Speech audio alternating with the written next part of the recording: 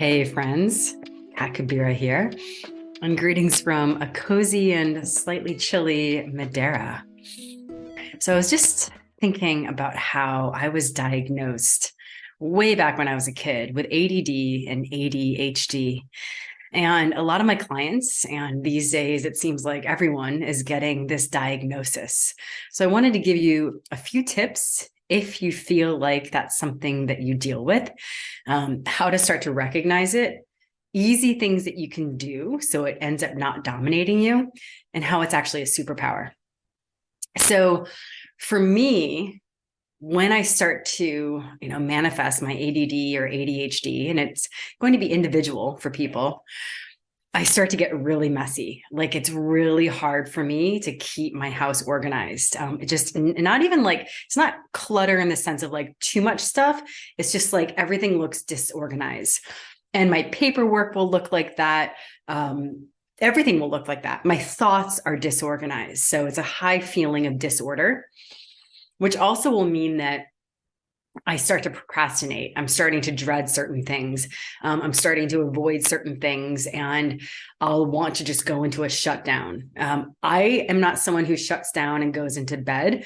I know some of my clients do. For me, it's more just like I just emotionally shut down, and I just go into a refusal feeling. That's where I might be inclined to like drink as well, or like take something. So it's like, and which is going to create even more disorder. It's hard for me I'm not grounded at all. So it's hard for me to really see things in a clear way or in a joyful way. And I can also find myself going a little bit more manic or like a little bit more down. Those are some basic things. But the main thing I'll start to know is like, oh, like everything is just getting a little bit scattered and chaotic, which will obviously put me into just a feeling of overwhelm. And it's just, you can't operate from overwhelm. So things that, because it's actually been a long time since I've ever had like it dominate my life. I want to say some superpowers to it. I remember a doctor I worked with said that actually it's for people who are more, emotionally intelligent, creative intelligence. I mean, they like to use the word genius. I think genius gets thrown around a lot. We're all geniuses. But it is a certain type of brain that usually is like is able to like consider things that are unrelated and start to see the patterns within. So it's a very creative intelligence. And usually my people are just beautiful thinkers and beautiful artists who do have ADD or ADHD and use in the right way. Like, for example, when I've got a project and if I'm balanced, then I'm able to really hone in on my energy and use it and get stuff done. So it's just an energy to learn to manage as opposed to think of it as some like affliction or something. Like it's not bad. It's just like, it's an energy that needs to be organized in a way so it functions well, like anything else. So the things that basically, like, I make sure my life always has this. Otherwise, that's when the ADD or ADHD starts to trigger. Main thing is space. And that means I've got space in my house. So I can't stay like when I'm on tour and I'm put in some tiny hotel room, that doesn't work for me long-term. That can really trigger me. So I noticed that like the living space I have, and my friends who've ever visited my houses can see this, like there's just a lot of space that helps me stay organized. That helps me stay psychically and emotionally organized as well. So space is key. Space with other people. If I'm around too many people for too long and I haven't had like my own time and drop-in time, and that can either be like social, like one-on-ones with people or big groups or parties or touring or whatever, or even just like being out in the world, that can also be a trigger. So it's like, I make sure I've got me time as well. And that me time can't be like, as I run my own business, like, oh, me time. I'm alone doing work because I'm still feeding into something, engaging, communicating with people. So there has to be some me time that is not me doing something for someone else or with someone else, even just like on a psychic level, a text level, or email. Okay. So space for self is also key. And also just allowing there to be spaciousness in the schedule. I notice my clients who are heavily scheduled and they don't allow some fluidity and flexibility in there.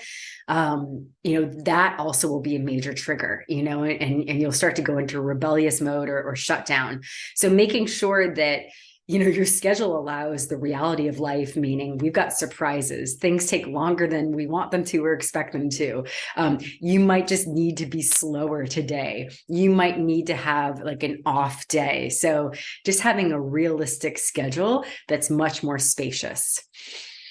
The next thing is diet. Gut microbiome, as more research is coming out, really affects our emotions and our mental health.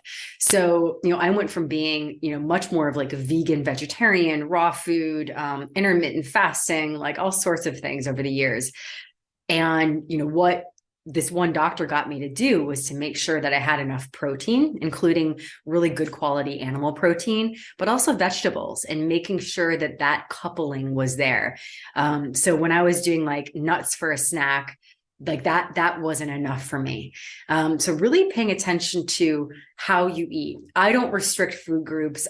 For me, it's like I allow everything. I even will eat, like I was just in Morocco, was eating lots of cakes and cookies that are honey sweetened, but oh man, they're just so good. But like, I don't restrict that.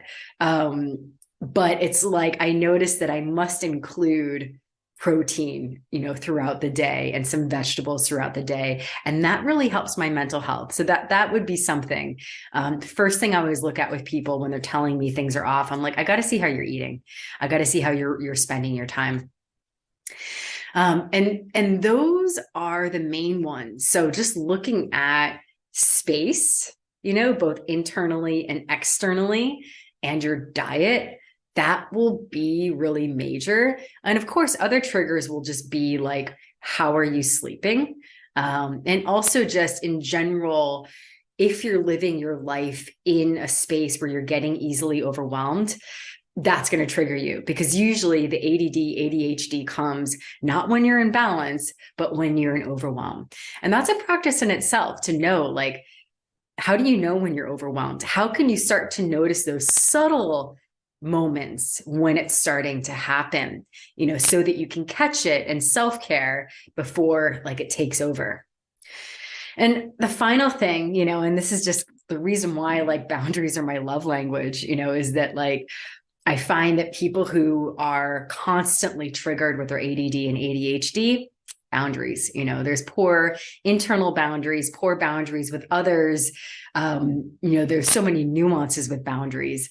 And this is actually why, I've created this Boundaries 2.0, claim your energy so you can thrive, because it's so far, that's like the common thread in a lot of the challenges that my people are facing. So, stay in touch if you ever want some group support, group courses, and private courses. And I do have an upcoming course, Boundaries 2.0, Claim Your Energy So You Can Thrive. And I really hope that you are having such a beautiful and cozy day wherever you are.